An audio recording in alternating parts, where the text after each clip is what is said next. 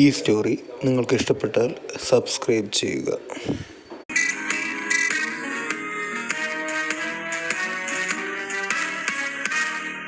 അധ്യായം 88. ആയുർവേദ കൗൺസിലിന്റെ മുന്നിൽ വണ്ടി നിർത്തുമ്പോഴേക്കും വാസുദേവന്റെ മനസ്സ് മാറി. ലൈസൻസിന്റെ ഒന്നും പിന്നാലെ പോകണ്ട എന്ന് പറഞ്ഞുകൊണ്ടിരുന്ന അയാൾ തന്റെ തീരുമാനം മാറ്റി.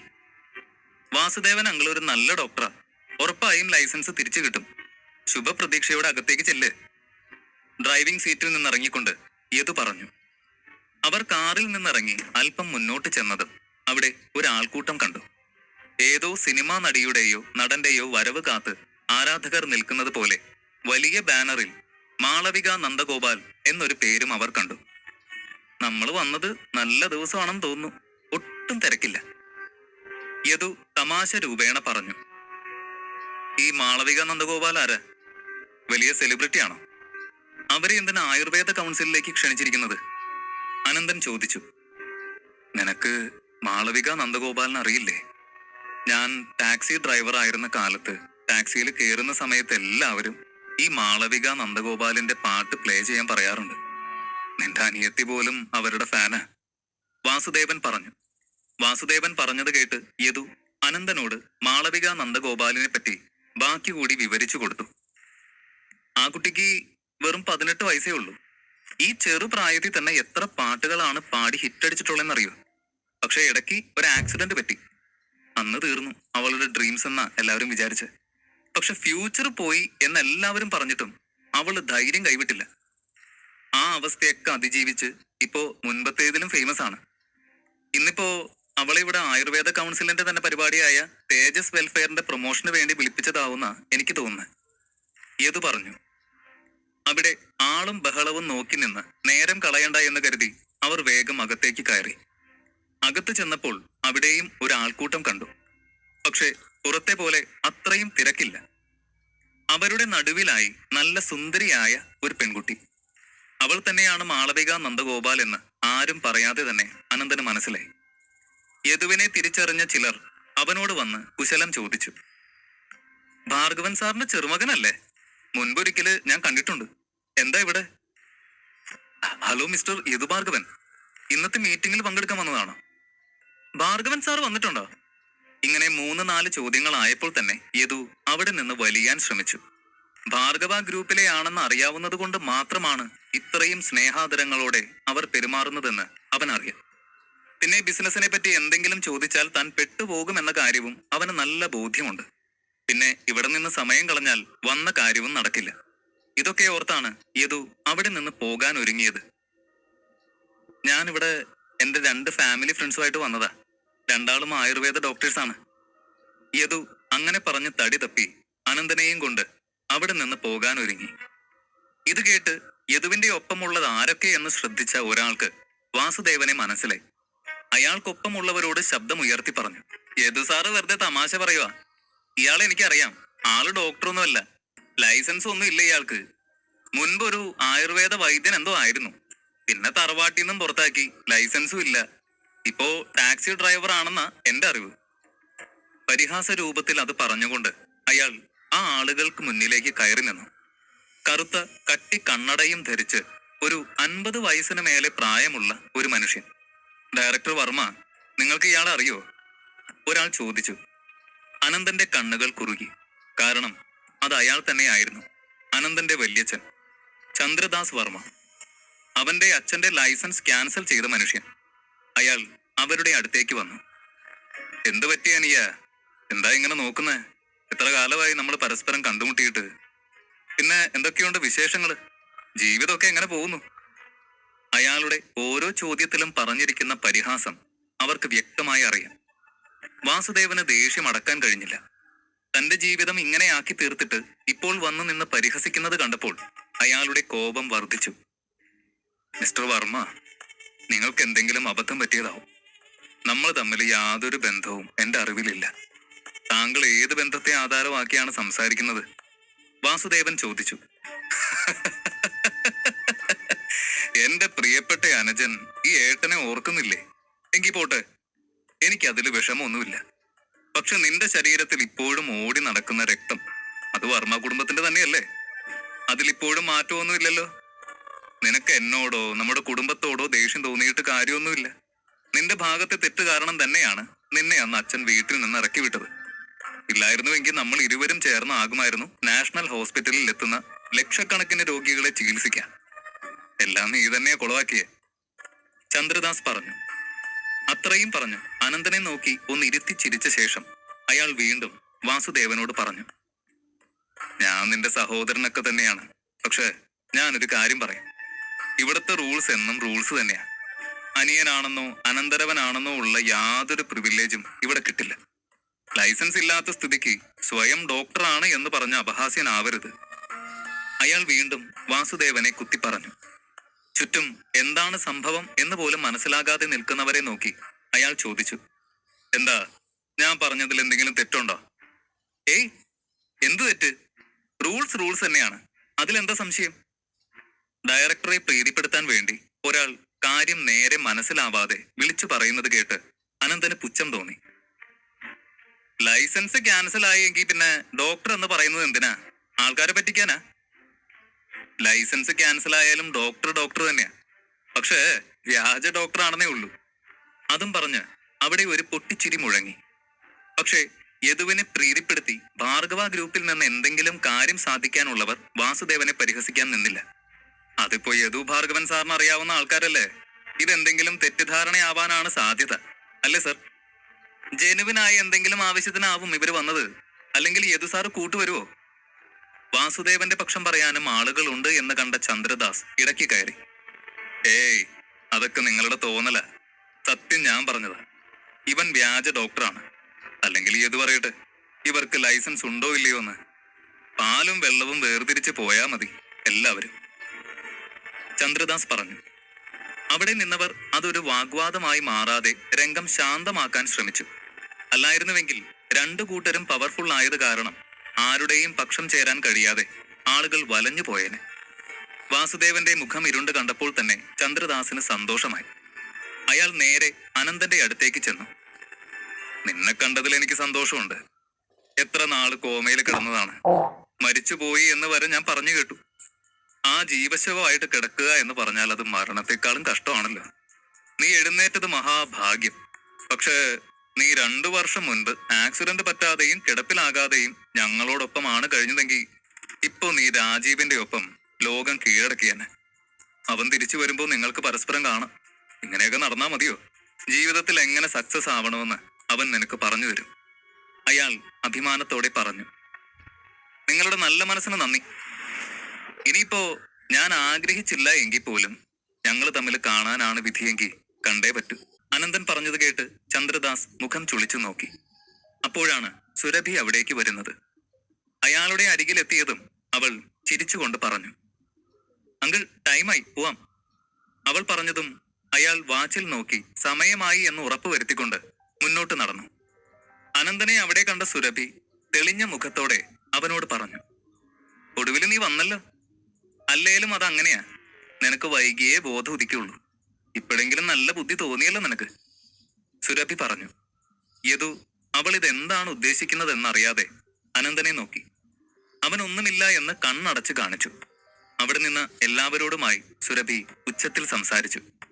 അവിടെ ആ ഹാളിന്റെ ഒരു വശത്ത് അല്പം ഉയരത്തിൽ സ്റ്റേജ് പോലെ ഒന്ന് പൊക്കി കെട്ടിയിട്ടുണ്ട്. അവിടെ നിന്നാണ് സുരഭി സംസാരിക്കുന്നത്. ചന്ദ്രദാസും അവൾക്കരികിൽ തന്നെയുണ്ട്. നമ്മുടെ ഡയറക്ടർ ഇന്ന് ഇങ്ങനെ ഒരു ചെറിയ മീറ്റിംഗ് അറേഞ്ച് ചെയ്തത് വളരെ പ്രധാനപ്പെട്ട ഒരു കാര്യം പറയാനാണ്. അത് അദ്ദേഹം തന്നെ വിശദമായിട്ട് പറയും. സുരഭി അത് പറഞ്ഞതും ചന്ദ്രദാസ് മുന്നോട്ട് വന്നു. ഇവിടെയുള്ള എല്ലാവർക്കും അറിയാലോ, ഭാർഗവ ഗ്രൂപ്പ് ഒരു ന്യൂ മെഡിസിൻ മാർക്കറ്റ് ചെയ്യുന്ന വിവരം. ആ പ്രൊഡക്റ്റിന് അവർ നൽകിയിരിക്കുന്ന പേര് മേദിനി ധാര എന്നാണ്. ഇങ്ങനെ ഒരു മരുന്ന് വിപണിയിൽ എത്തിച്ചത് അവരുടെ ഇഷ്ടം. പക്ഷെ അത് നമ്മൾ ഒഴികെ മറ്റെല്ലാ ആയുർവേദ ഹോസ്പിറ്റലുകളിലും ക്ലിനിക്കുകളിലും അവർ വിൽക്കുന്നുണ്ട്. ഇത് നമ്മുടെ നാശം മുന്നിൽ കണ്ടുകൊണ്ടുള്ള ഗൂഢതന്ത്രമാണെന്നാണ് എനിക്ക് തോന്നുന്നത്. ഇനി അവരത് നമ്മുടെ പതനത്തിന് വേണ്ടി മനഃപൂർവ്വം ചെയ്യുന്നതാണെങ്കിലും അല്ലെങ്കിലും ആ മരുന്ന് കാരണം നാഷണൽ ആയുർവേദിക് ഹോസ്പിറ്റൽ തകരുമെന്നത് സത്യമാണ്. ഇതിനെതിരെ നമ്മൾ എന്തെങ്കിലും ആക്ഷൻ എടുത്തേ മതിയാകൂ. അവരത് മാന്ത്രിക ജലം എന്ന ലേബലിലാണ് പരസ്യം ചെയ്യുന്നത്. ഇതൊക്കെ ഹൈലി ഇല്ലോജിക്കലാണെന്നേ എനിക്ക് പറയാൻ കഴിയൂ, ചന്ദ്രദാസ് പറഞ്ഞു. ആവൂ, ഞാനത് ആദ്യമേ കുടിച്ചു. എന്താ അതിന്റെ ഒരു പവർ എന്നറിയാമോ? വല്ലാത്തൊരു എനർജിയാ. ഒരാൾ പറഞ്ഞു. ഞാനും അത് വാങ്ങാൻ ശ്രമിച്ചതാ. പക്ഷെ എവിടെ? എപ്പോ വിളിച്ചു ചോദിച്ചാലും സ്റ്റോക്ക് ഇല്ല, എന്നാൽ നല്ല പ്രൊഡക്ഷൻ ഉണ്ട് എന്നാണ് അറിയാൻ കഴിഞ്ഞത്. ഈ പ്രൊഡ്യൂസ് ചെയ്ത് പാക്ക് ചെയ്യുന്നതൊക്കെ ഒരു 5 മിനിറ്റ് എങ്കിലും മാർക്കറ്റിൽ ഇരിക്കുവോ ആവോ? മിന്നൽ വേഗത്തിലാ വിറ്റ് തീരുന്നേ. മരുന്ന് നല്ലതൊക്കെ തന്നെ, പക്ഷെ ചന്ദ്രദാസ് സാർ പറഞ്ഞത് കാര്യമാണ്. അവര് നമുക്ക് മാത്രം സ്റ്റോക്ക് തരുന്നില്ല എങ്കിൽ അത് നമ്മുടെ ഹോസ്പിറ്റലിനെതിരെയുള്ള എന്തോ ഒരു പദ്ധതി തന്നെയല്ലേ? എനിക്ക് അതിലെന്തൊക്കെയോ ദുരൂഹത തോന്നുന്നു. എന്താന്ന് വെച്ചാ, ആ മരുന്ന് കുടിച്ചാൽ ഒരു കുള്ളനായ മനുഷ്യന്റെ ഉയരം കൂടുമെന്ന് പോലും അവർ പരസ്യം ചെയ്യുന്നുണ്ട്. ഇതൊക്കെ നടക്കുന്ന കാര്യമാണോ? അങ്ങനെ ഒരാൾക്ക് പൊക്കം കൂടുവോ? അതും ഒരു കുപ്പി വെള്ളം കുടിച്ചത് കൊണ്ട് മാത്രം? കേട്ടാൽ തന്നെ അറിയാം എന്തൊക്കെയോ ഒരു തട്ടിപ്പുണ്ടെന്ന്. ഭാർഗവ ഗ്രൂപ്പിന്റെ അവകാശി തന്നെയല്ലേ ഇവിടെ നിൽക്കുന്നത്? മിസ്റ്റർ യദു ഭാർഗവനോട് തന്നെ നേരിട്ട് ചോദിക്കും എന്താ അവരുടെ പ്ലാൻ എന്നും, നാഷണൽ ആയുർവേദിക് ഹോസ്പിറ്റലിനെതിരെ എന്തെങ്കിലും അജണ്ട ഉണ്ടോ എന്നും, പിന്നെ ആ മരുന്ന് ജെനുവിൻ ആണോ എന്നുമല്ല. ആളുകൾ കുറേയേറെ ചോദ്യങ്ങളുമായി തന്റെ നേർക്ക് വരുന്നത് കണ്ട് യദു പരിഭ്രമിച്ചു. അവന് അവർ ഈ പറഞ്ഞ ഒന്നിനെ പറ്റിയും ഒരു ധാരണയും ഇല്ലായിരുന്നു. അതുകൊണ്ട് തന്നെ ബിസിനസ് റിലേറ്റഡ് ആയ സംഭാഷണങ്ങളെല്ലാം അവന് ഭയമാണ്. യദു എന്ത് ചെയ്യണമെന്നറിയാതെ ആ ആൾക്കൂട്ടത്തിൽ കുഴങ്ങി നിന്നു. പ്രതിസന്ധിയിൽ നിന്ന് യദുവിനെ എങ്ങനെയായിരിക്കും അനന്തൻ രക്ഷിക്കുക?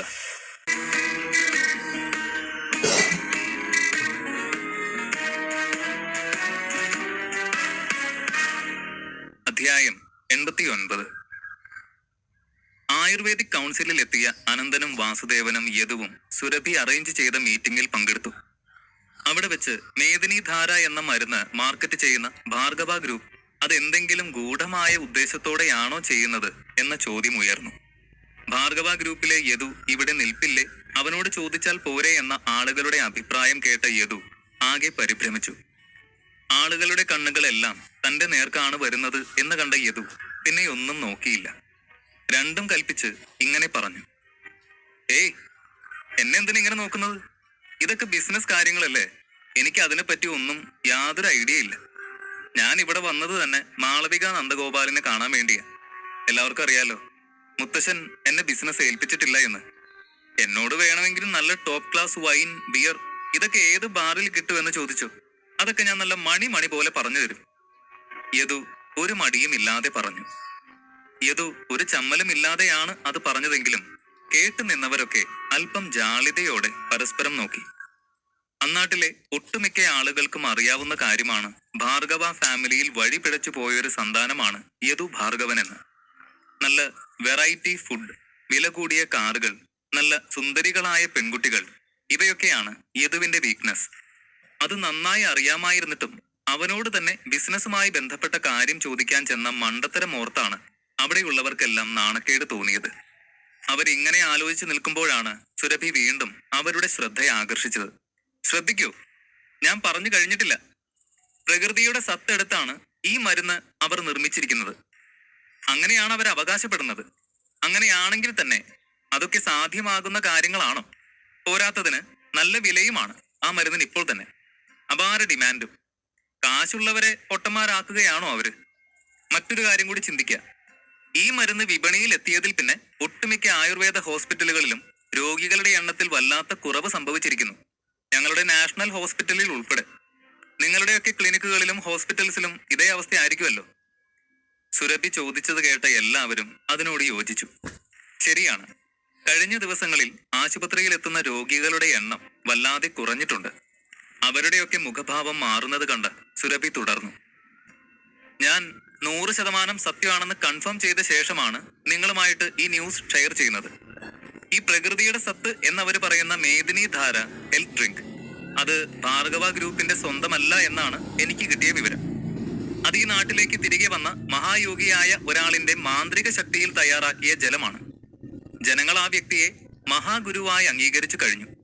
മാത്രമല്ല അദ്ദേഹത്തിന് നാഗദേവൻ എന്നൊരു വിശേഷണം കൂടിയുണ്ട് അവർക്കിടയിൽ. അദ്ദേഹമാണ് ആലത്തൂർ നാടുവാഴിയുടെ തിരുതനത്തിൽ നടന്ന മത്സരത്തിലെല്ലാം വിജയിച്ചതും അടുത്ത അധികാരിയായി തിരഞ്ഞെടുക്കപ്പെട്ടതും. അദ്ദേഹത്തെ ഒന്ന് കണ്ടുകിട്ടിയാൽ എങ്ങനെയെങ്കിലും മേദിനി ധാര നമുക്ക് വേണ്ടിയും തയ്യാറാക്കി തരണമെന്ന് അപേക്ഷിക്കാമായിരുന്നു.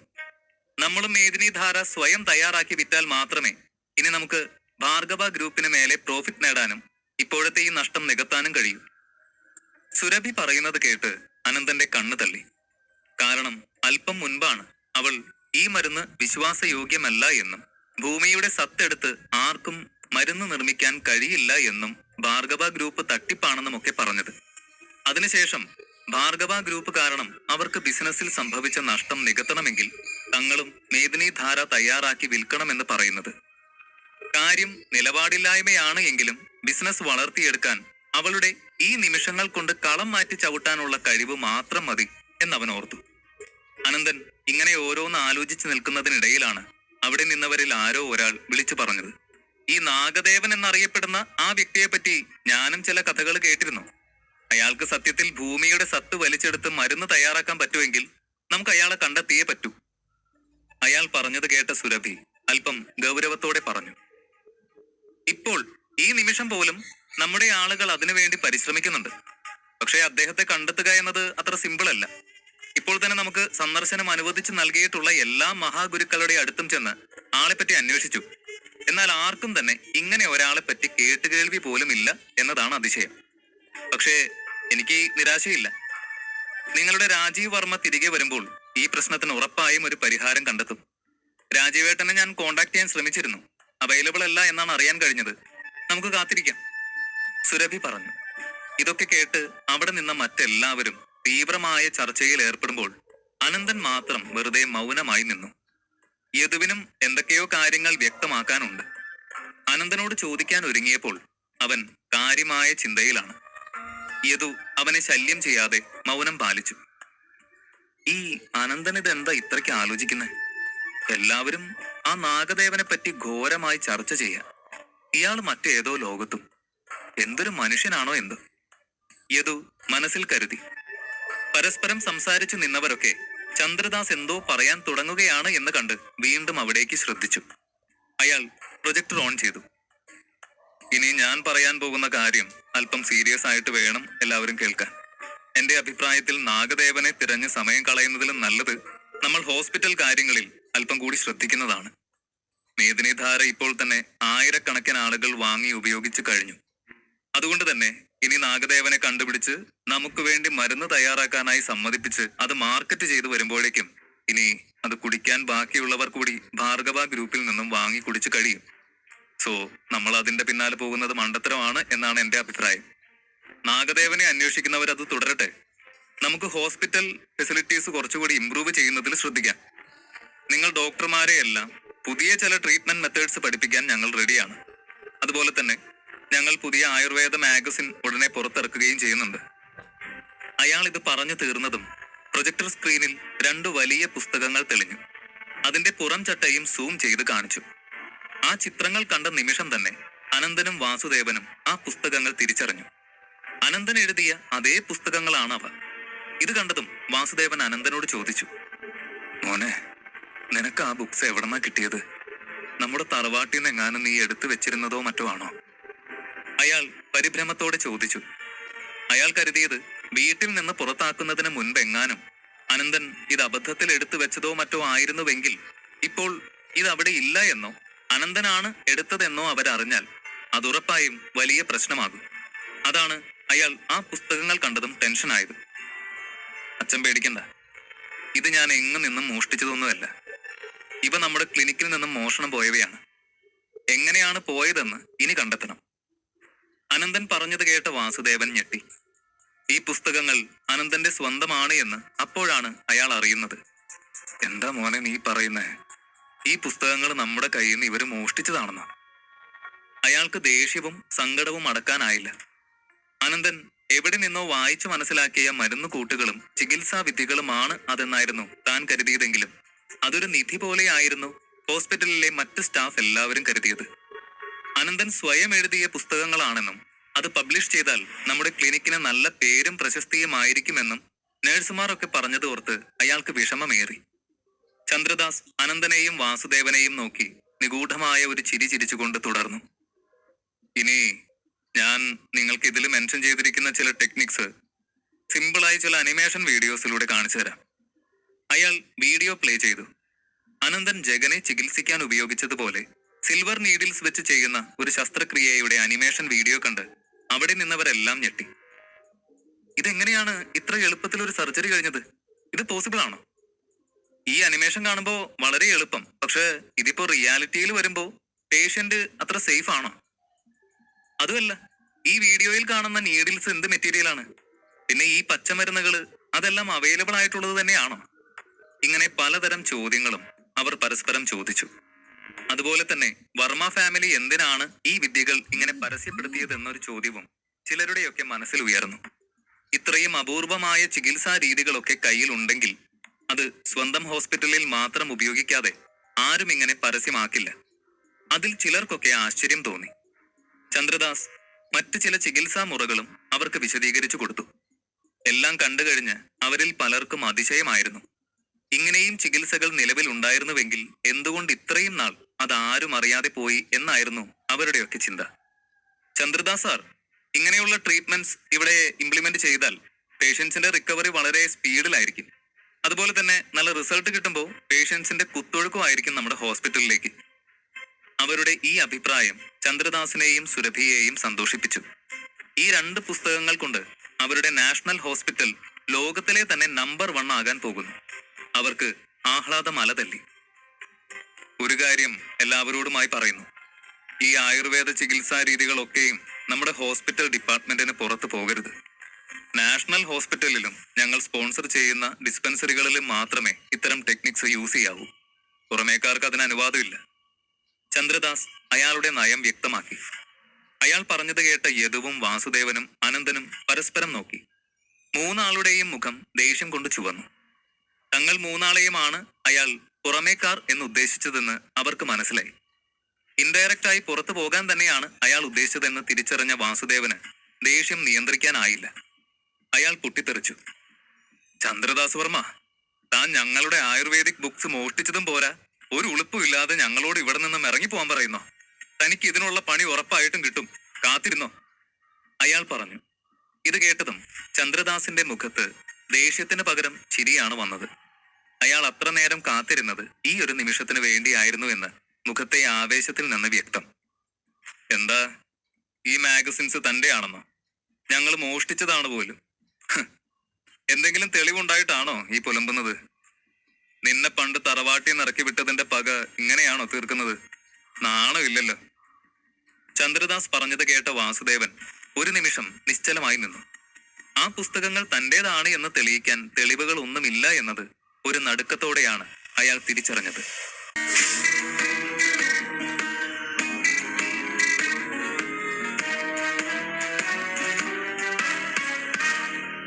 അധ്യായം 90.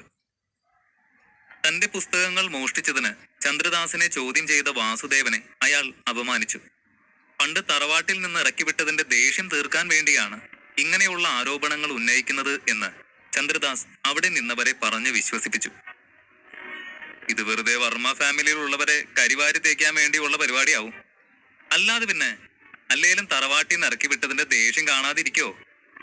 ഇങ്ങനൊരു മാഗസിനൊക്കെ ഇറക്കാനുള്ള കഴിവ് ലൈസൻസ് പോലും ഇല്ലാത്ത ഇയാൾക്കുണ്ടാവോ? അതൊക്കെ വർമ്മ കുടുംബത്തിലുള്ളവർക്കേ കഴിയൂ. ഇങ്ങനെ വെറുതെ ഓരോന്ന് വിളിച്ചു പറയുമ്പോ ആർക്കെതിരെയാണ് പറയുന്നത് എന്നുകൂടി ഓർക്കുന്നത് നല്ലതാ. ഇല്ലെങ്കിൽ അടി എണ്ണേണ്ടി വരും. വെറുതെ സംസാരിച്ച് സമയം കളയാതെ സെക്യൂരിറ്റിയെ വിളിച്ച് ഇവരെ ഇറക്കി വിടുന്നതാണ് നല്ലത്. വാസുദേവനെ അവരെല്ലാവരും വാക്കുകൾ കൊണ്ട് ആക്രമിച്ചു. ഇത് കണ്ട് അരിശം കയറിയ യദു നേരെ സുരഭി നിൽക്കുന്ന സ്റ്റേജിലേക്ക് കയറി മൈക്കെടുത്ത് എല്ലാവരോടും കൂടെ ഇങ്ങനെ പറഞ്ഞു. ആർക്കാണ് ഞങ്ങള് ഇവിടെ നിന്ന് ഇറക്കി വിടേണ്ടത്? വിളിക്കടോ സെക്യൂരിറ്റിയെ. കാണട്ടെ ഏതവനാണ് ഇത്ര ചങ്കൂറ്റമുള്ളതെന്ന്. വേണമെങ്കിൽ നിന്റെയൊക്കെ ഹോസ്പിറ്റൽ സഹിതം വിലയ്ക്ക് വാങ്ങും ഞാൻ. ആ എന്നെയും എന്റെ ഒപ്പമുള്ളവരെയും ഇറക്കി വിടാൻ മാത്രം വളർന്നോ നീയൊക്കെ? യദു മൈക്കിലൂടെ അലറി. യദുവിന്റെ കോപം ദർശിച്ച അവർ പിന്നെ ഒന്നും മിണ്ടിയില്ല. അവനോട് എതിർക്കാൻ ആർക്കും ധൈര്യമില്ലായിരുന്നു. ചന്ദ്രദാസിന് മാത്രം ഈ അവസ്ഥയിൽ മൗനം പാലിക്കാൻ കഴിഞ്ഞില്ല. മിസ്റ്റർ യദു ഭാർഗവൻ, താൻ ഇത്ര രോഷം കൊള്ളാൻ തന്നെ ഇവിടെ ആരും അപമാനിച്ചിട്ടില്ല. ഞാൻ എന്റെ ഈ അനിയനോടാണ് സംസാരിച്ചത്. ഞങ്ങളുടെ കുടുംബകാര്യമാണിത്. വ്യക്തിവൈരാഗ്യം തീർക്കാൻ വേണ്ടി ഇവൻ എന്റെ കുടുംബത്തെ കരിവാരി തേക്കാൻ ശ്രമിച്ചതിനെയാണ് ഞാൻ പറഞ്ഞത്. ഇനി താൻ ഇവരുടെ പക്ഷം പിടിച്ച് സംസാരിക്കാൻ തന്നെയാണ് ഉദ്ദേശമെങ്കിൽ ഞാനൊന്ന് ചോദിക്കട്ടെ. ഇവൻ പറയുന്നത് പോലെ ഞങ്ങൾ ഇവരുടെ ബുക്ക് മോഷ്ടിച്ചുവെന്നും തട്ടിയെടുത്തുവെന്നും ഒക്കെ പറയുന്നതിൽ വല്ല തെളിവും തന്റെ കയ്യിലുണ്ടോ? അതിന് യദു ഒന്നും മിണ്ടുന്നില്ല എന്ന് കണ്ടപ്പോൾ ചന്ദ്രദാസ് വീണ്ടും സംസാരിച്ചു. നിങ്ങളുടെ പക്കൽ ഒരുപക്ഷെ അതിന് തെളിവുണ്ടാകില്ല. പക്ഷേ ആ പുസ്തകം ഞങ്ങളുടേതാണെന്ന് തെളിയിക്കാൻ എന്റെ പക്കൽ തെളിവുകളുണ്ട്. കാരണം ഞങ്ങൾ ഏറെ കാലമായി ഈ പുസ്തകത്തിൽ പറയുന്ന ചികിത്സകൾ പരീക്ഷിച്ചു തുടങ്ങിയിട്ട്. ഇനിയും വിശ്വസിക്കുന്നില്ല എങ്കിൽ മിസ് മാളവിക നന്ദഗോപാലിനോട് ചോദിച്ചാൽ മതി. ആ കുട്ടിക്ക് അറിയാം സത്യാവസ്ഥ. മാളവിക നന്ദഗോപാൽ അവിടേക്ക് വരുന്നത് കണ്ട് അയാൾ പറഞ്ഞു. സുരഭി മൈക്ക് വാങ്ങി മാളവികയെ സ്റ്റേജിലേക്ക് ക്ഷണിച്ചു. അവൾ ഒരു പുഞ്ചിരിയോടെ മൈക്ക് കയ്യിലേക്ക് വാങ്ങി. ഇവിടെ വന്നെത്തിയ എല്ലാ വൈദ്യന്മാർക്കും എന്റെ വിനീതമായ നമസ്കാരം. ഞാൻ ഇന്ന് ഇവിടെ എത്തിച്ചേർന്നിരിക്കുന്നത് നാഷണൽ ആയുർവേദിക് ഹോസ്പിറ്റലിന് എന്റെ നന്ദി അറിയിക്കാൻ വേണ്ടിയാണ്. ഇവിടുത്തെ ഡോക്ടർമാരുടെ സഹായം കൊണ്ട് മാത്രമാണ് ഞാൻ ഇന്ന് ഇങ്ങനെ നിങ്ങളുടെ മുന്നിൽ നിന്ന് സംസാരിക്കുന്നത്. കുറച്ച് നാളുകൾക്ക് മുൻപ് എനിക്കൊരു കാർ ആക്സിഡന്റ് സംഭവിച്ചു. അതിനുശേഷം എന്റെ അവസ്ഥ വളരെ ദയനീയമായിരുന്നു. ഇനി ഒരിക്കലും പഴയ ജീവിതത്തിലേക്ക് ഒരു തിരിച്ചുവരവ് ഉണ്ടാകില്ല എന്ന് ഡോക്ടർമാർ പോലും വിധി എഴുതിയത്. ഇവിടുത്തെ ചികിത്സാ രീതി കൊണ്ട് മാത്രമാണ് എനിക്ക് ഈ ആയുസ്സും ആരോഗ്യവും ഇപ്പൊ തിരികെ കിട്ടിയത്. എന്നെ ചികിത്സിച്ച നാഷണൽ ആയുർവേദിക് ഹോസ്പിറ്റലിലെ എല്ലാ വൈദ്യന്മാർക്കും ഞാൻ എന്റെ ഹൃദയം നിറഞ്ഞ നന്ദി പറയുന്നു. അത്രയും പറഞ്ഞ ശേഷം വാസുദേവനെയും അനന്തനെയും യദുവിനെയും ഒന്ന് നോക്കി അവൾ തുടർന്നു. ഞാനിങ്ങോട്ട് വന്നപ്പോൾ കേട്ടു ഇവിടുത്തെ ഡോക്ടർ വർമ്മയെ കുറിച്ച് ചില ആരോപണങ്ങൾ ആരൊക്കെയോ ഉന്നയിക്കുന്നത്. അവർക്കെന്തെങ്കിലും തെറ്റിദ്ധാരണയാകും എന്നേ എനിക്ക് പറയാനുള്ളൂ. കാരണം അദ്ദേഹത്തിന്റെ വേറിട്ട ചികിത്സ കൊണ്ട് മാത്രമാണ് ഞാൻ രക്ഷപ്പെട്ടത്. അങ്ങനെയിരിക്കെ എനിക്ക് ഒരിക്കലും ഇത്തരം അഭിപ്രായങ്ങളോട് യോജിക്കാൻ കഴിയില്ല, മാളവിക പറഞ്ഞു. മാളവികയുടെ ഈ പ്രസ്താവന കേട്ട വാസുദേവൻ ഞെട്ടിപ്പോയി. തനിക്കെതിരെ കള്ളം പറയുവാൻ വേണ്ടി ഇത്രയും വലിയ ഒരു സെലിബ്രിറ്റിയെ ചന്ദ്രദാസ് കൊണ്ടുവരുമെന്ന് വാസുദേവൻ സ്വപ്നത്തിൽ പോലും കരുതിയില്ല. ഇത്രയും പേരും പ്രശസ്തിയുമുള്ള മാളവിക നന്ദഗോപാലൊക്കെ എന്തിനു വേണ്ടിയാണ് ചന്ദ്രദാസിന് വേണ്ടി കള്ളസാക്ഷി പറയാൻ തയ്യാറാവുന്നത്? അവർക്ക് അതുകൊണ്ട് എന്ത് നേട്ടമാണ് ഉണ്ടാവുക എന്നിങ്ങനെയുള്ള ചിന്തകൾ അയാളെ അലട്ടി. ഇതെല്ലാം കേട്ടു നിന്ന അനന്തൻ ഒടുവിൽ തന്റെ മൗനം വെടിഞ്ഞു. ഡയറക്ടർ വർമ്മ, എനിക്കൊരു സംശയം ക്ലിയർ ചെയ്യാനുണ്ട്.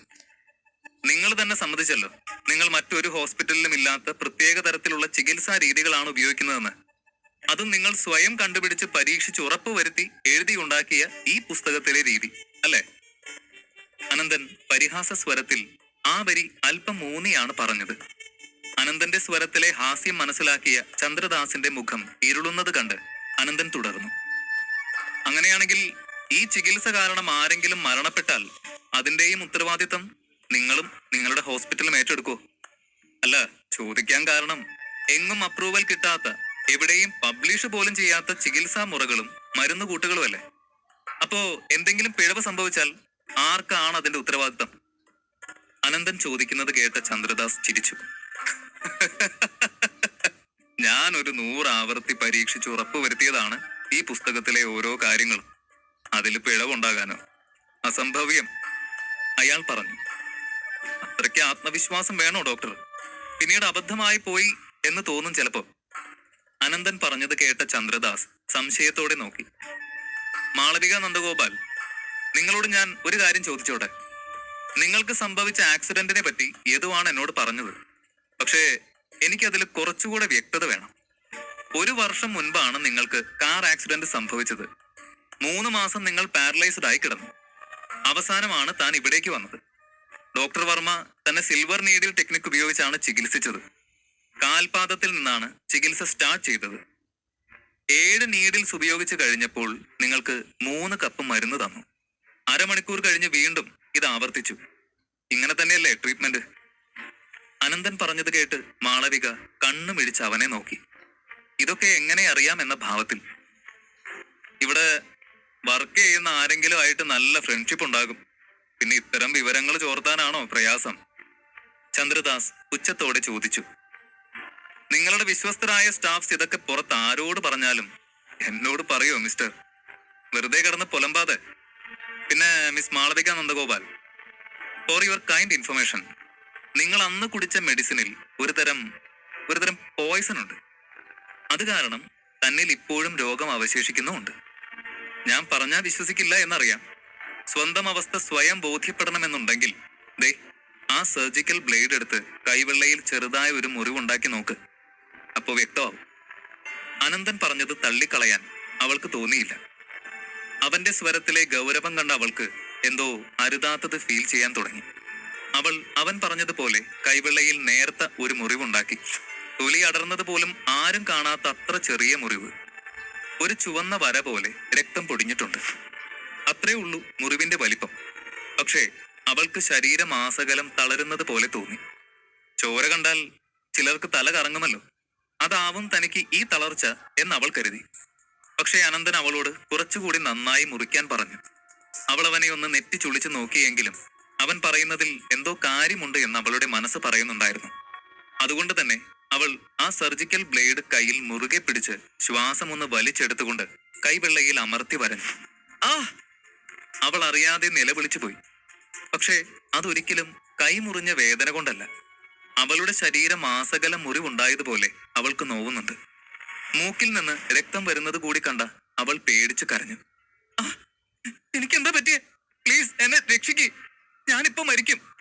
അവൾ ഭയം കൊണ്ടും വേദന കൊണ്ടും നിലത്ത് കിടന്ന് പുളഞ്ഞ് പെട്ടെന്ന് ബോധം നശിച്ച അവളെ കണ്ട് അവിടെ നിന്നവരെല്ലാവരും അവളുടെ ചുറ്റും കൂടി. എന്താ പറ്റിയേ? ഇത്രയും നേരം ഒരു കുഴപ്പമില്ലായിരുന്നല്ലോ. ഇതെന്താ ഇങ്ങനെ മൂക്കിൽ നിന്ന് ബ്ലഡൊക്കെ? ചുണ്ടൊക്കെ നീലിച്ചല്ലോ. ഇവിടെ നമ്മൾ ഇത്രയും ഡോക്ടേഴ്സ് ഇല്ലേ, ഒന്നും സംഭവിക്കില്ല. ആദ്യം എന്താ പറ്റിയെന്ന് നോക്കട്ടെ. കൂട്ടത്തിൽ ഒരു ഡോക്ടർ അവളുടെ അടുത്ത് മുട്ടുകുത്തി ഇരുന്നു കൊണ്ട് മാളവികയുടെ നാഡീമിടിപ്പ് പരിശോധിച്ചു. ശരീരത്തിൽ വിഷം പടർന്നിട്ടുണ്ട്. അതും ഇപ്പോഴല്ല, കുറെ ഏറെ നാളായി ഈ കുട്ടിയുടെ ശരീരത്തിൽ എന്തോ ടോക്സിക് കണ്ടന്റ് ഉണ്ട്. പക്ഷെ ഇത്ര നാളും അത് അറിയാതെ പോയത് എന്താണെന്ന് എനിക്ക് മനസ്സിലാവാത്തെ. ആ ഡോക്ടർ മാളവികയുടെ നാഡി പിടിച്ചു നോക്കിക്കൊണ്ട് പറഞ്ഞു. എപ്പോഴെങ്ങനെ എന്നൊക്കെ നമുക്ക് പിന്നീട് സംസാരിക്കാം. ഇപ്പൊ ഇയാളെ വേഗം ഏതെങ്കിലും ബെഡിലേക്ക് കിടത്ത്. മറ്റൊരു ഡോക്ടർ പറഞ്ഞു. ഇതിപ്പോൾ ഏതെങ്കിലും ഒരു സാധാരണ രോഗിയായിരുന്നുവെങ്കിൽ ഈ ഡോക്ടർമാരാരും ഇത്രയും പേടിക്കില്ല. പക്ഷേ മാളവികയെ പോലെ ഒത്തിരി ആരാധകരും ആൾബലവും കാശും സ്വാധീനവും എല്ലാം ഉള്ള ഒരു സെലിബ്രിറ്റി ഒരു കുഴപ്പവും ഇല്ലാതെ വന്നിട്ട് ഈ ഹോസ്പിറ്റലിൽ വെച്ച് എന്തെങ്കിലും സംഭവിച്ചാൽ അതിന് വലിയ വില കൊടുക്കേണ്ടി വരും. ജനങ്ങൾ വെറുതെ ഇരിക്കില്ല, വലിയ വിവാദമുണ്ടാകും. ഒരു പേഷ്യന്റിന്റെ ജീവൻ രക്ഷിക്കുക എന്നതിനേക്കാൾ ഇത്തരം നൂലാമാലകളെ കുറിച്ചുള്ള ആധിയാണ് ഡോക്ടർമാരിൽ അന്നേരം കണ്ടത്. ചന്ദ്രദാസ് ആദ്യം ഇതെല്ലാം കണ്ട് എന്താണ് സംഭവിക്കുന്നത് എന്ന് പോലും മനസ്സിലാവാതെ ഭയന്നു നിന്നുവെങ്കിലും പെട്ടെന്ന് സംയമനം വീണ്ടെടുത്ത് അനന്തനെ നോക്കി. ഇതെല്ലാം താൻ പ്രതീക്ഷിച്ചത് തന്നെയാണെന്ന ഭാവത്തിലുള്ള അവന്റെ നിൽപ്പ് കണ്ട അയാൾക്ക് അതിശയമാണ് തോന്നിയത്. സുരഭിയും അനന്തനെ തുറിച്ചു നോക്കി. നീയാണ് സർവ്വതിനും കാരണം. നീ എന്തിനാ മാളവികയോട് കൈ മുറിക്കാൻ പറഞ്ഞത്? അവൾ ഒരു അസുഖവും ഇല്ലാതെ ഇവിടെ നിന്നതല്ലേ? സുരഭി അവനോട് ദേഷ്യത്തോട് ചോദിച്ചു. നിനക്ക് എന്ത് സംശയം ഉണ്ടെങ്കിലും ദേ ഇയാളോട്, നിന്റെ ചന്ദ്രദാസ് സാറിനോട് തന്നെ ചോദിച്ചാട്ടെ. അയാളല്ലേ ശരീരത്തിൽ വിഷം കലരുന്ന രീതിയിൽ മാളവിക നന്ദഗോപാലിനെ ചികിത്സിച്ചത്. അപ്പോ ഈ ചോദ്യത്തിനൊക്കെയുള്ള മറുപടി അയാൾ തന്നെ തരും. അനന്തൻ പറഞ്ഞത് കേട്ട് അയാൾ ഒന്ന് പതറി. വിശ്വസിക്കാനാകാതെ അയാൾ അനന്തനോട് ചോദിച്ചു. അപ്പോ നിനക്ക് അറിയായിരുന്നു അല്ലേ ഇതിലെ ചികിത്സാ രീതികൾക്കെല്ലാം ഒരു മറുവശമുണ്ടെന്ന്? ഇല്ല, അങ്ങനെയൊന്നും സംഭവിക്കില്ല. എല്ലാം ഈ ബുക്കിൽ നല്ല കൃത്യമായി തന്നെയാണല്ലോ എഴുതിയിരിക്കുന്നത്. ഇതിൽ തെറ്റുപറ്റില്ല. അയാൾ വെപ്രാളത്തോടെ പുലമ്പി. അതെന്താ തെറ്റുപറ്റാത്തെ? ഓരോന്ന് പരീക്ഷിച്ച് ഉറപ്പ് വരുത്താതെ രോഗികളുടെ മേൽ പ്രയോഗിക്കുമ്പോ ഓർക്കണമായിരുന്നു, അനന്തൻ പറഞ്ഞു. അനന്തന്റെ മുഖത്തെ പരിഹാസം കണ്ട് സുരഭി കലിയടക്കാനാവാതെ അവനോട് പൊട്ടിത്തെറിച്ചു. എടാ, നീ ഞങ്ങളെ കൊടുക്കാൻ നോക്കിയതാണോ? നീ ഇത് മനഃപൂർവ്വം ചെയ്തതല്ലേ? ആണെങ്കിൽ നീ അനുഭവിക്കും. നിന്നെ വെറുതെ വിടുമെന്ന് കരുതണ്ട. ഇവിടുത്തെ ഏതെങ്കിലും രോഗികൾക്ക് നീ കാരണം എന്തെങ്കിലും സംഭവിച്ച അവൾ ഭ്രാന്തമായി ദേഷ്യപ്പെട്ടു. അനന്തന്റെ ഷർട്ടിന്റെ കോളറിൽ പിടിച്ചുകൊണ്ട് ഇങ്ങനെ പുലമ്പുന്ന സുരഭിയെ കണ്ട് സഹിക്കാൻ വയ്യാതെ വാസുദേവൻ തന്റെ മുന്നിൽ കിടന്ന കസേരയെടുത്ത് വലിച്ചെറിഞ്ഞു. എന്നിട്ടും കലിയടങ്ങാതെ ഇത് കണ്ട് ഞെട്ടി നിന്ന സുരഭിയുടെ മുഖമടച്ച് ഒന്ന് കൊടുത്തു. അത്രയും ജനങ്ങളുടെ മുന്നിൽ വെച്ച് അയാൾ അങ്ങനെ ചെയ്യുമെന്ന് അനന്തൻ പോലും കരുതിയില്ല. എല്ലാവരും സ്തബ്ധരായി നിന്നു. വാസുദേവന്റെ ദേഷ്യം കണ്ട് കാഴ്ചക്കാർ എങ്ങനെ പ്രതികരിക്കും?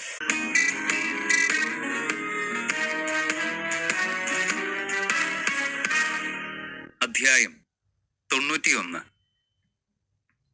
മകനോട് മോശമായി സംസാരിച്ച സുരഭിയെ വാസുദേവൻ തല്ലിയത് കണ്ട് എല്ലാവരും തറഞ്ഞു നിൽക്കുകയാണ്.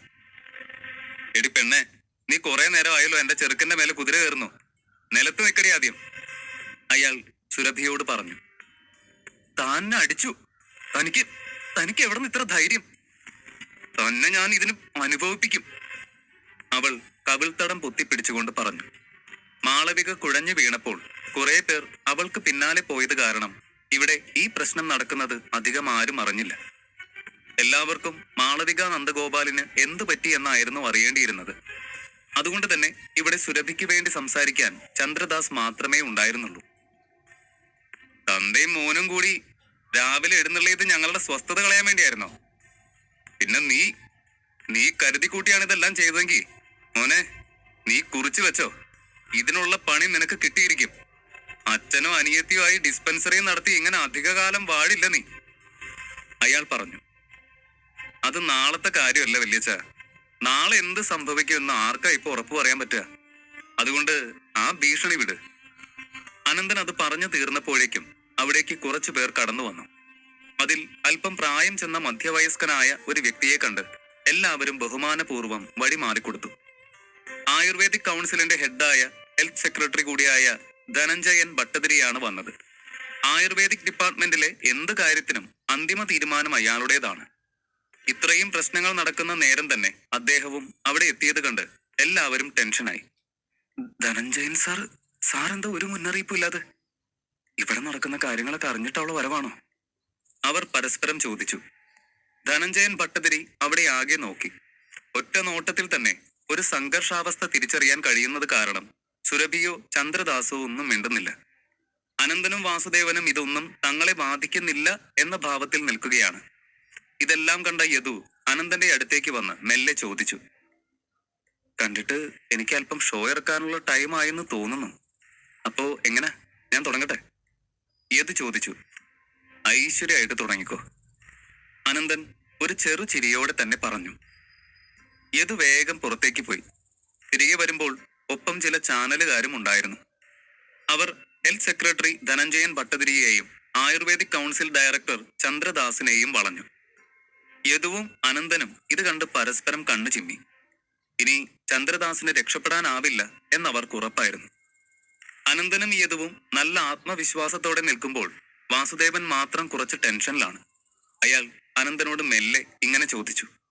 മോനെ, ഇതിപ്പോ ബുക്ക് നമ്മുടേതാണ് എന്ന് തെളിഞ്ഞില്ലേ? പണി കിട്ടിയപ്പോ അവര് തന്നെ സമ്മതിച്ചല്ലോ. പക്ഷെ അതുകൊണ്ട് പ്രശ്നം തീർന്നോ? നമ്മുടെ ബുക്കിലുള്ള മിസ്റ്റേക്സ് കാരണമല്ലേ ആ കുട്ടിക്ക് വയ്യാതെ വന്നത്. ബുക്ക് നമ്മുടേതാവുമ്പോ അതിന്റെ കുറ്റവും നമ്മുടെ തലയിൽ തന്നെ വരില്ലേ? വാസുദേവന്റെ പേടി ഇതായിരുന്നു. അനന്തൻ അച്ഛനെ സമാധാനിപ്പിച്ചു. അച്ഛൻ അതൊന്നും ആലോചിച്ച് ടെൻഷൻ ആവണ്ട. എങ്ങനെ നോക്കിയാലും ഇന്ന് ഇയാളെ കുടുങ്ങും. ഒന്ന്, നമ്മുടെ ബുക്ക് മോഷ്ടിച്ചത്, അതുപോലെ അപ്രൂവൽ ഇല്ലാത്ത ചികിത്സാ രീതികൾ ഉപയോഗിച്ചതും പോരാ അതിന്റെ പേരിൽ പേഷ്യൻസിന് അപകടം ഉണ്ടായത്. ഇത് രണ്ടും അയാളുടെ മാത്രം ഫോൾട്ടാ. ഞാനൊരു ബുക്ക് എഴുതി എന്നല്ലാതെ അത് എവിടെയും പബ്ലിഷ് ചെയ്യുകയോ അത് ഉപയോഗിക്കാൻ ആരെയെങ്കിലും നിർബന്ധിക്കുകയോ ചെയ്തിട്ടില്ലല്ലോ. പിന്നെ നമുക്കെന്താ പ്രശ്നം? അനന്തൻ ചോദിച്ചു. അതേന്നേ, ഈ ജനാധിപത്യ രാജ്യത്തിലെ ഏത് മനുഷ്യനും എന്ത് വേണമെങ്കിലും എഴുതാനും വായിക്കാനും ഉള്ള സ്വാതന്ത്ര്യമുണ്ട്. അതുകൊണ്ട് അനന്തനൊരു ബുക്കിൽ എന്തൊക്കെയോ എഴുതി എന്ന് പറഞ്ഞ ഒരു കോടതിയും ശിക്ഷിക്കില്ല. യദുവും കൂടി പറഞ്ഞപ്പോഴേക്കും വാസുദേവന് പകുതി ആശ്വാസമായി. എന്നാലും മോനെ, രോഗികളുടെ ജീവൻ... വാസുദേവൻ ചോദിച്ചു. അതും അച്ഛൻ പേടിക്കണ്ട, രോഗികളുടെ ജീവൻ ആപത്തൊന്നുമില്ല. അയാൾ പൂർണ്ണമായി പഠിക്കാതെ ചെയ്ത ചില അബദ്ധങ്ങള്, അതിന്റെ പ്രശ്നമാണ്. അതിനൊക്കെ സൊല്യൂഷൻസും ഉണ്ട്. അതുകൊണ്ട് രോഗികൾക്ക് ആർക്കും ഒന്നും സംഭവിക്കുന്ന അച്ഛൻ പേടിക്കണ്ട, അനന്തൻ പറഞ്ഞു. ഇനി എങ്ങനെ? വാസുദേവന് മകൻ പറഞ്ഞത് അത്ര അങ്ങോട്ട് വ്യക്തമായില്ല. അതായത് അച്ഛ, ഇതിപ്പോ ഞാൻ എഴുതിയിരിക്കുന്ന ചില മരുന്നുകൂട്ടിലുള്ള പ്രശ്നമാണ്. അതിൽ ചില പച്ചമരുന്നുകൾ ഒരുമിച്ച് മനുഷ്യന്റെ ഉള്ളിലെത്തുമ്പോൾ റിയാക്ഷൻ സംഭവിച്ച് ടോക്സിക് ആയി മാറുന്നതാണ്. ആ ചേരുവകൾ ഏതൊക്കെയാണ് എന്ന് ഞാൻ കണ്ടുപിടിച്ചിട്ടുണ്ട്. അതിന് പകരം ഏതൊക്കെ ചേർക്കണമെന്നും എനിക്കറിയാം. ഇനി ഇവിടെ നിന്ന് നേരത്തെ ഡിസ്ചാർജ് ആയി പോയ രോഗികളെ നമുക്ക് രജിസ്റ്റർ വയ്ക്ക് കണ്ടുപിടിക്കാം. എന്നിട്ട് ഇതുപോലെ കാര്യം പറഞ്ഞ് മനസ്സിലാക്കി അവർക്ക് മറുമരുന്ന് കൊടുക്കുകയും ചെയ്യാം. അതുപോലെ അനന്തൻ അത്രയും പറഞ്ഞപ്പോഴാണ് വാസുദേവന് സമാധാനമായത്. അയാൾ അല്പസമയം എന്തോ ആലോചിച്ച് നിശബ്ദനായി. പെട്ടെന്ന് അയാൾ അനന്തനോട് ചോദിച്ചു. മോനെ, നീ ഈ ബുക്ക് എഴുതുമ്പോ ഇക്കാര്യമെല്ലാം പ്ലാൻ ചെയ്തിരുന്നോ? എന്തോ നിന്റെ മുഖത്തെ കോൺഫിഡൻസ് കാണുമ്പോ എനിക്ക് അങ്ങനെ തോന്നുന്നു, വാസുദേവൻ ചോദിച്ചു. അനന്തൻ അതിനൊന്ന് പുഞ്ചിരിച്ചു. നേരത്തെ പ്ലാൻ ചെയ്തതാണോ എന്നൊക്കെ ചോദിച്ച അച്ഛന്റെ ലൈസൻസ് ക്യാൻസൽ ചെയ്യാനും അവർ ഇതുപോലെ ഒരുപാട് പ്ലാൻ ചെയ്തിട്ടുണ്ടാവില്ലേ? അപ്പോ അത് വെച്ച് നോക്കിയാ ഇതൊന്നും ഒരു പ്ലാനിങ്ങേ അല്ല. അച്ഛൻ സമാധാനമായിട്ടിരുന്നാ മതി. ഇനി നടക്കാൻ പോകുന്ന കാര്യങ്ങളൊക്കെ ആസ്വദിച്ച് കാണും, അനന്തൻ കുറുമ്പോടെ പറഞ്ഞു. ചെയ്തത് കുറച്ച് കടന്നുപോയി എങ്കിലും വാസുദേവന് നല്ല സന്തോഷം തോന്നി. തന്റെ മകൻ തനിക്ക് വേണ്ടി ഇത്രയൊക്കെ പദ്ധതികൾ തയ്യാറാക്കിയല്ലോ. തനിക്ക് ഏറ്റ അപമാനത്തിന് ഇന്ന് ഇതിലൂടെ ഒരു തിരിച്ചടി. അത് അയാൾ അർഹിക്കുന്നുമുണ്ട്. അതുകൊണ്ട് തന്നെ അനന്തൻ ചെയ്തതിൽ വലിയ തെറ്റൊന്നും അയാൾക്ക് തോന്നിയില്ല. അയാൾ അടങ്ങാത്ത വാത്സല്യത്തോടെ അനന്തനെ ചേർത്ത് പിടിച്ചു. ചാനലുകാരുടെ ചോദ്യം ചെയ്യലിൽ ചന്ദ്രദാസും സുരഭിയും നിന്ന് വിയർക്കുന്നത് കുറച്ചു നേരം അവിടെ കണ്ടു നിന്നുകൊണ്ട് അവർ തിരികെ വന്നു. മാളവിക നന്ദഗോപാലിന്റെ അവസ്ഥയെപ്പറ്റി ആയിരുന്നു അന്നത്തെ സകല ന്യൂസ് ചാനലുകളിലും സോഷ്യൽ മീഡിയകളിലുമെല്ലാം.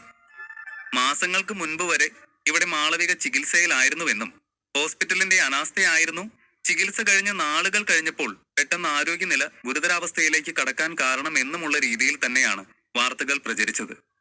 അവളുടെ ഫാൻസ് ഒക്കെയും ഇത് കേട്ട് രോഷാകുലരായി ഹോസ്പിറ്റൽ വളഞ്ഞു. മാളവികയെ ചികിത്സിച്ച ഡോക്ടർ ആരാണോ അയാളെ കയ്യിൽ കിട്ടിയാൽ മാത്രമേ തിരികെ പോകൂ എന്ന നിലയിലായിരുന്നു അവരുടെ സമരം. ഭാഗ്യത്തിന് നാഷണൽ ആയുർവേദിക് ഹോസ്പിറ്റലിൽ അനന്തന്റെ ബുക്ക് ഫോളോ ചെയ്ത് ചികിത്സ തുടങ്ങിയിട്ട് അധിക കാലമായിട്ടില്ല. ആ രീതിയിൽ ചികിത്സിച്ചു കൊണ്ടിരിക്കുന്ന രോഗികളിൽ ആരും ഡിസ്ചാർജ് വാങ്ങി പോയിട്ടുമില്ല. അതിനാൽ കാര്യങ്ങൾ ഒരു പരിധി വരെ കൈവിട്ടു പോകാതെ നോക്കാൻ അവർക്ക് കഴിഞ്ഞു. പക്ഷേ ഹോസ്പിറ്റലിൽ ഇപ്പോൾ ചികിത്സയിലുള്ള 100-ലധികം രോഗികൾക്ക് ഇപ്പോൾ തന്നെ ശരീരത്തിനുള്ളിൽ വിഷം വ്യാപിച്ചു കഴിഞ്ഞിരിക്കുന്നു. ഈ വാർത്തകളൊക്കെ കേൾക്കുന്ന ജനങ്ങൾ മുഴുവൻ പരിഭ്രാന്തരാണ്. ഹെൽത്ത് സെക്രട്ടറി ധനഞ്ജയൻ ചന്ദ്രദാസിനെയാണ് കുറ്റപ്പെടുത്തിയത്. തന്നെ പോലെ ഇത്രയും ഉത്തരവാദിത്വമുള്ള സ്ഥാനത്തിരിക്കുന്ന ഒരാളിൽ നിന്നും ഞാൻ ഇങ്ങനെ ഒരു അബദ്ധം തീരെ പ്രതീക്ഷിച്ചില്ല. ഇവിടുത്തെ ഹോസ്പിറ്റലുകൾക്കെല്ലാം കൂടി ഞങ്ങൾ ഹെൽത്ത് ഡിപ്പാർട്ട്മെന്റ് അംഗീകരിച്ച ഒരു ട്രീറ്റ്മെന്റ് മെത്തേഡ് ഉണ്ട്.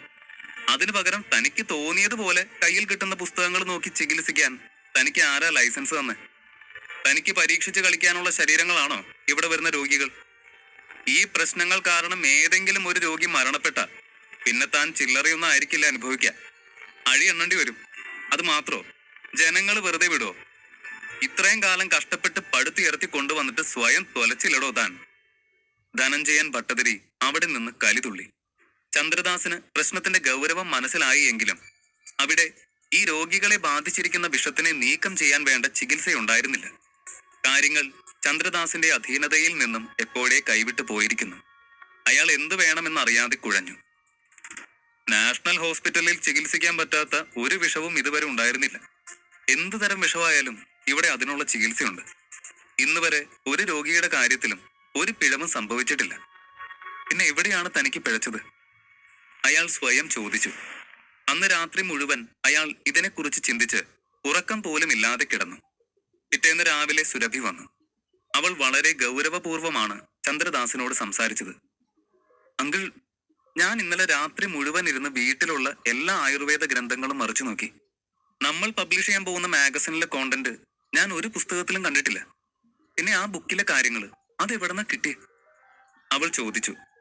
സുരഭി, ഇവിടെ ഇത്രയും പ്രശ്നങ്ങൾ നടക്കുന്ന നേരത്ത് തന്നെ നിനക്കിതൊക്കെ അറിയണോ? പിന്നീട് സംസാരിച്ച പോരെ? ചന്ദ്രദാസിന്റെ സ്വരം കടുത്തു. ആദ്യം അയാളുടെ ഭാവം കണ്ട് സുരഭി ഒന്ന് പതറിയെങ്കിലും അവൾ സധൈര്യം അവൾക്ക് പറയാനുള്ളത് മുഴുമിപ്പിച്ചു. സംസാരിക്കണം അങ്കിൾ, ഇപ്പൊ തന്നെ. ഞാൻ വെറുതെ ഈ അവസ്ഥയിൽ കുശലം ചോദിക്കാൻ വന്നതല്ല. അഥവാ ഈ ബുക്ക് വർമ്മ ഫാമിലിയിൽ ഉള്ള ആരെങ്കിലും സ്വയം എഴുതി തയ്യാറാക്കിയതാണെങ്കിൽ അത് വലിയ പ്രശ്നമാവും. ഈ സംഭവത്തിനെല്ലാം വർമ്മ ഫാമിലി ആയിരിക്കും ഉത്തരവാദികൾ. നമ്മുടെ സകല അന്തസ്സും അഭിമാനവും എല്ലാം ഒരു നിമിഷം കൊണ്ട് നശിക്കും. നാഷണൽ ആയുർവേദിക് ഹോസ്പിറ്റൽ പോലും പിന്നീട് ഉണ്ടാവില്ല. എങ്ങാനും ഇത് അനന്തൻ പറഞ്ഞതുപോലെ അവൻ എഴുതിയതാണെങ്കിൽ അത് നമുക്കൊരു പിടിവള്ളിയാണ്. അതുകൊണ്ടാണ് ഞാൻ ഇങ്ങനെ ഇതിനെപ്പറ്റി ചോദിച്ചത്, സുരഭി പറഞ്ഞു. ഇത്രയും കേട്ടപ്പോൾ ചന്ദ്രദാസിന്റെ കോപം ഒന്ന് ശമിച്ചു. അയാൾ സുരഭിയോട് ശാന്തമായി സംസാരിച്ചു. ആ ചെക്കൻ പറഞ്ഞത് സത്യമാണ് സുരഭി. ഈ 2 ബുക്സും അവന്റെ ഡിസ്പെൻസറിയിൽ നിന്ന് തന്നെയാണ് എനിക്ക് കിട്ടിയത്. പക്ഷെ അത് പറഞ്ഞ് നമുക്ക് അത്ര എളുപ്പം തലയൂരാൻ പറ്റില്ല. ഇതിപ്പോ ഞാൻ പുറത്തു പറഞ്ഞ ജനങ്ങൾ എന്നെ കള്ളൻ എന്ന് വിളിക്കില്ലേ? അയാൾ നിസ്സഹായതയോടെ ചോദിച്ചു. സത്യത്തിൽ നടന്നത് എന്താണെന്നാൽ അനന്തന്റെ ഡിസ്പെൻസറിയിലെ തന്നെ ചില സ്റ്റാഫുകൾ ചന്ദ്രദാസിന്റെ ആൾക്കാരാണ്. അവരാണ് അയാൾക്ക് ഇത് രഹസ്യമായിട്ട് എത്തിച്ചു കൊടുത്തത്. അതിനു പകരം നല്ലൊരു തുകയും അവർക്ക് അയാൾ നൽകി. പക്ഷെ നാളെ ഇക്കാര്യം പുറത്തു വന്നാൽ താൻ മാത്രമാകും കുടുങ്ങുക എന്ന് ചന്ദ്രദാസിന് നന്നായിട്ടറിയാം. അതുകൊണ്ടാണ് ഹോസ്പിറ്റലിൽ ഇത്രയും പ്രശ്നമുണ്ടായിട്ടും അനന്തന്റെ തലയ്ക്ക് വെച്ച് രക്ഷപ്പെടാൻ അയാൾ ശ്രമിക്കാതിരുന്നത്. സുരഭി ഏറെ നേരം ആലോചിച്ചു. പിന്നെ അവളുടെ മനസ്സിൽ തോന്നിയ ഒരു വഴി ചന്ദ്രദാസിനോട് പറഞ്ഞു. ഈ ബുക്സ് അനന്തന്റെ കയ്യിൽ നിന്നാണ് കിട്ടിയതെന്ന് പറയുമ്പോൾ ഈ അവസ്ഥയ്ക്കുള്ള സൊല്യൂഷനും അവൻ അറിയാമായിരിക്കും. അവരവരുടെ ഡിസ്പെൻസറിയിൽ ഈ ബുക്ക് തന്നെ ആയിരിക്കില്ലേ ഫോളോ ചെയ്യുന്നത്. അങ്ങനെയാണെങ്കിൽ ഉറപ്പാ അവനോ അവന്റെ അച്ഛനോ നമ്മളെ സഹായിക്കാൻ പറ്റും. സുരഭി പറഞ്ഞു. നീ എന്ത് ഭ്രാന്തായി പറയുന്നേ? വല്ല ബോധമുണ്ടോ നിനക്ക്? സഹായം ചോദിച്ചുകൊണ്ട് കയറി ചെന്നാ മതി, ആട്ടിയർക്കും തന്തയും മോനും കൂടി. അയാൾ പറഞ്ഞു. അതിന് നമ്മൾ ശത്രുക്കളായിട്ടല്ല പോകുന്നതെങ്കിലോ? വാസുദേവനെ തറവാട്ടിലേക്ക് തിരിച്ചു വിളിക്കാൻ വേണ്ടിയാണ് നമ്മൾ പോകുന്നത്. അതും തെറ്റു മനസ്സിലാക്കി ക്ഷമ പറഞ്ഞുകൊണ്ട്. ഒപ്പം ഗുരുതരാവസ്ഥയിൽ കഴിയുന്ന രോഗികളോട് അല്പം കരുണ കാണിക്കണമെന്നും അപേക്ഷിച്ച് വേണം കയറി ചെല്ലാൻ. സുരഭി പറഞ്ഞത് ഒട്ടും ഉൾക്കൊള്ളാൻ കഴിയാതെ അയാൾ പൊട്ടിത്തെറിച്ചു. സുരഭിയുടെ പദ്ധതി നടപ്പിലാകുമോ?